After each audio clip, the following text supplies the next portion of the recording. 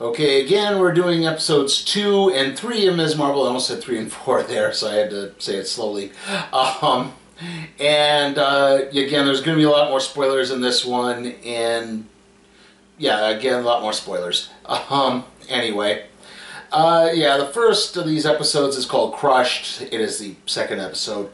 And again, it's more of Kamala trying to get more into her powers, and you see, they definitely open up more of her world.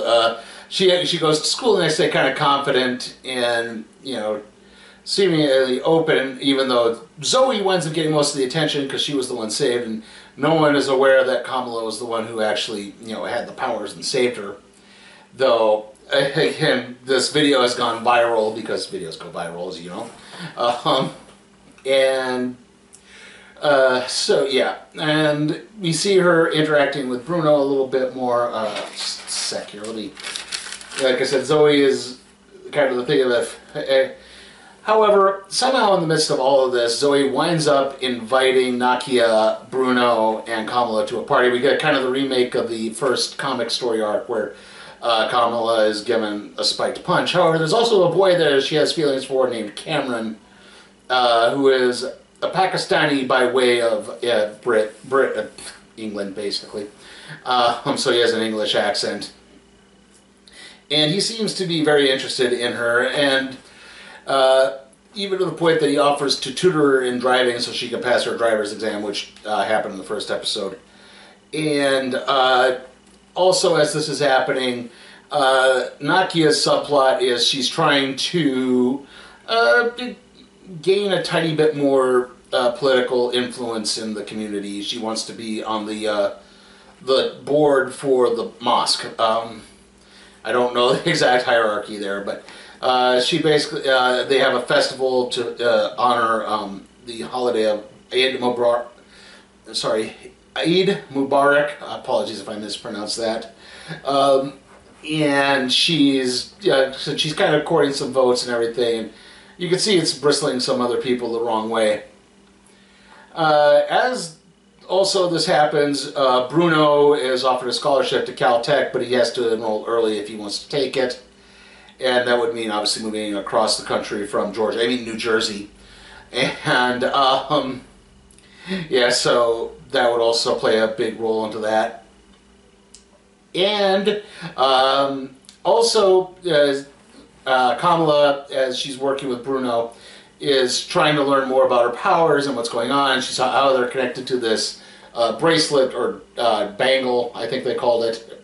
I heard bangle and dangle, so one of the problems I've had, again, with both the Obi-Wan show and this is some of the volume, again. We have the people who are talking like this for some reason, and I still don't know what's going on. Other times I hear it crystal clear, other times it's the way I was talking right there. So, anyway, as this is, she's trying to learn more about her powers, she tries to investigate this more, so she contacts her grandmother in Pakistan, in Karachi, and they're talking, and the grandmother said, well, that actually belonged to my mother.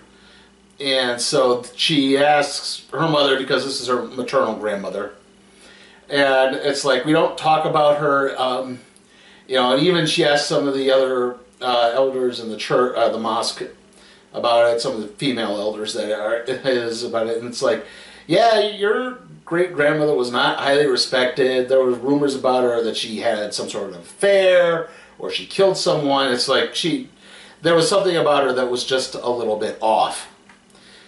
We will find out in due time. And eventually, something big that happens is that, a kid who was, during this festival, kind of wandered away. He's playing his video game. For some reason, he's way up on top of the mosque, and he slips, he starts falling, and Kamala sees it. She changes into her Captain Marvel cosplay and starts climbing up to catch him. She barely manages to, but her powers kind of fluctuate at a weird point, and although the boy is alive, he still crashes into the hood of a car. So it doesn't quite work. Also, it gets caught and filmed on phone, so again, it goes viral. And this has attracted the attention of the DODC, which is Department of Damage Control, which Yeah, they finally managed to reveal that at some point. Like, I had seen it and it's like, okay, is this supposed to be damage control or not? Like, could you just say it early on? It would save so much time. Anyway, they send drones after her. They're trying to catch her and arrest her. She's running away. Cameron stops by, grabs her, and says, "Get inside." And he's like, "I know who you are. You don't have to explain anything to me. Also, here's my mom, and she knows everything about you." And that's kind of how the episode ends. And I will say this, I really, really liked this episode. I thought it was funny. Again, it's kind of the humor up to reasonable levels in there. Again, I'm sorry about the reasonable level. Again, it's really funny. It's really crackling. There's not a lot of angst with the parents in this episode. So if that's the type, I think I've said this before. I will admit one of the tropes in entertainment that sticks in my craw the most is the situation that can be easily rectified if we take 5 minutes to just talk it out. But that would be boring. So we have to draw it out and draw it out and draw it out. But again, they at least kind of abandoned that for this point. Now granted, they kind of replaced it with a lot of teen angst, which if that's not your thing, you're probably not going to like that. But still, this is really a top-notch show, and it is kind of a shame that this is apparently not doing well in terms of the streaming numbers. Like, it debuted really well, but it seems to have died off, and I don't really know why. Maybe because it was also running concurrently with Obi-Wan, might not have been the best idea. Still, this is really fun. I'm giving this episode an A. It's very enjoyable. It's something I wish people would watch more. Heads up, it's Water Wars. The new XMen Water Wars collection with the coolest water weapons you've ever seen. Sentinel attacks XMen. Return the wave jumper to the ship. Initiate the hydro disc launcher. Fire! Fire! Ah! Let's finish him, XMen! Roll mode on! Release the deep sea dive chamber. Blast him! Detonate slam dunk catapult. Do the wave signal. Cool. The amazing new XMen Water Wars. Playset and figures sold separately. Marvel and Disney XD present. You said something was going to happen? I'll show the world the power I have. Avengers, assemble. The Invincible Iron Man, the Mighty Thor, Captain America, and the Incredible Hulk. Sunday, December 5th. Evil will be avenged. Take him down. Marvel, the Avengers, Earth's mightiest heroes.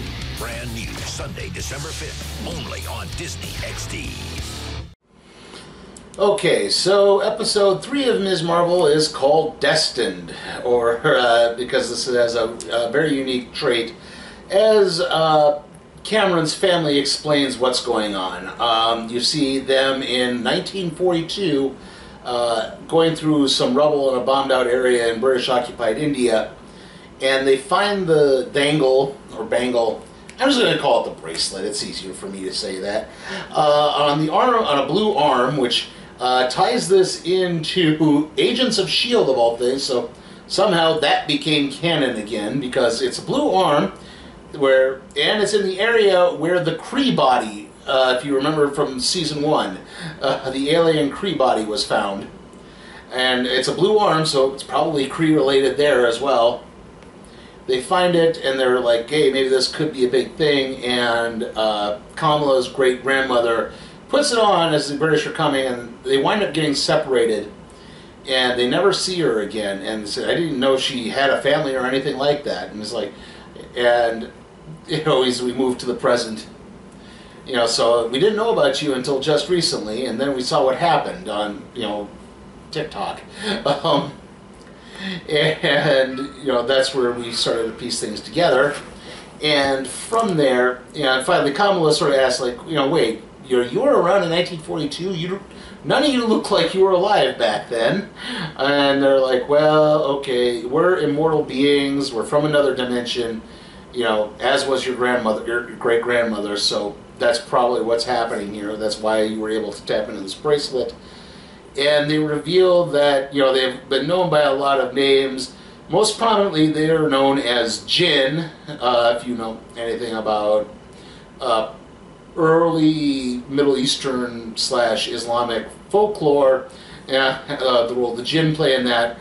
But they actually have yet another name. They are the Clandestine. So yes, this is something that happened in Marvel Comics. They are an immortal family.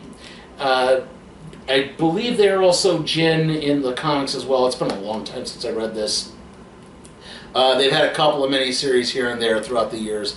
Most notably whenever they're done by Alan Davis, who did the book Excalibur, which I reviewed on my Random Trade review.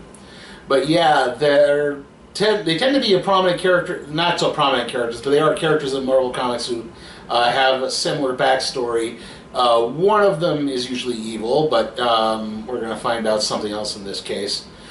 So yeah, they managed to make a Marvel deep cut here to tie Kamala into them. As this is also happening, we're in the build-up to Amir's wedding to a woman, and the family is now preparing for that. So again, not a lot of the angst or anything, although while working with Kamala, Bruno again admits to that he is going to Caltech, so that's about the only real thing that comes up there. And everything seems fine. I mean, it seems that Cameron's mother even approves of Kamala as a potential relationship, basically. And the only other bit of tension is Nakia does, when Damage Control shows up to investigate the mosque, and they kind of storm in, Nakia, as she's, stands up for the mosque and says, hey, you can't just do that. This is, sanctuary, sacred place. You can't just storm in here unless you got a specialized warrant, and I don't think you do. And also, you're not supposed to wear shoes. You're not supposed to, yeah, so... yeah, it kind of calls them out on their disrespect to the place. And it actually winds up getting her a spot on the mosque board. So it seems that paid off. However, she is not too happy about what is being called Night Lash. That's she's not Ms. Marvel yet, basically. And she's actually not happy about that because, again, it just made the federal government storm the mosque. It's like, we've had to put up with a lot of crap over the last 20 years. We did not need this on top of it. So, yeah, you can understand a little bit of that as well. However, eventually the day of the wedding comes, and everything's going on, and Cameron finds out from basically his mom that, no, they're not really nice people. They're not here to help Kamala at all. They just want the dangle so they can build this armor so they can get back to their own dimension. And he's not really for that. He said, hey, she doesn't need to be hurt. You're going to go in, you're going to kill these people. Why? They didn't do anything to you. None of these people have ever hurt you. Why? And it's like, well, we need to get home. And that's probably the one real drawback to this. I don't find the villain motivations to be very good at all. And they wind up storming the wedding. Kamala, to try to get everyone out into safety, pulls the fire alarm and, tries to lead them away through this big wedding hall. There's several other weddings that are going on as well, so they all wind up getting evacuated. And so there's, there's a traditional kind of proto-Christian, for lack of a better term, bride and groom next to the Islamic bride and groom. And they're like, you look nice, thanks, so do you. And, basically, Kamala tries her best to fight with the Clandestine. Bruno comes to her aid very briefly. And, even Cameron comes to her aid. Cameron gets tackled off a balcony and seems to be seriously injured. At that point, though, Damage Control storms in and arrests almost everyone except Kamala and Bruno. And as they're trying to get away, Nakia sees Kamala using her powers, so we see that kind of coming to fray too. So now it's like, hey, why didn't you told Bruno, but you didn't tell me? I'm your best friend. I thought I was worthy of this too. And it's like, there's parts of this like she can't hopefully can explain later. Also, the family basically finds out that Kamala was several witnesses point to Kamala pulling the alarm. And again, so now we're getting the tension back with the parents.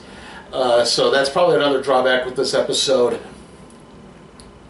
And, but the big thing we end on is one point when Cameron's mother was squaring off with Kamala. She grabbed the dangle, or the bracelet, and it activated something, and suddenly this big train with Karachi on the front. So a train from Karachi suddenly appeared in the sky, charging at them, and then it vanished, and was like, okay, what was that? And as Kamala is going to bed that night, she gets a call from her grandmother, and the grandmother says, you know that train? I saw it too. You need to get to Karachi right now because we need to start explaining things. And that's how the episode ends. So, definitely intrigued as to where this is going. Unfortunately, it's like, it was cool to see them use the Clandestine. I think that's again, it's a good reference point. It's a good use of a relatively obscure Marvel group. I don't mind the idea of them being bad, but I think they may have rushed things a little too much. Like, I kind of wish they had maybe taken things a little slower.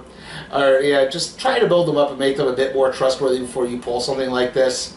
It's like, again, you're kind of rushing things a little too much. And, you know, it just makes them come across as weak. Like, why should we empathize for them when they want to kill the hero right off the bat? So yeah, I think that's pretty underwhelming. Still, I mean, this was mostly enjoyable. It was fun. The cool wedding dance number that comes up was very entertaining. And so yeah, like I said, there's still bits I enjoyed about it, but yeah, just a little off. I'm going to give episode 3, Destined, a B. Like I said, again, very enjoyable, just maybe not the best. Okay, okay, I'm trying to do the segment in one part here. Alright, so again, the next video is going to be the random trade review on American Century Volume 1. After that, it is going to be AEW Forbidden Door. Then it's going to be Minions Rise of Gru, Impact Against All Odds, and then Money in the Bank. See you all next time.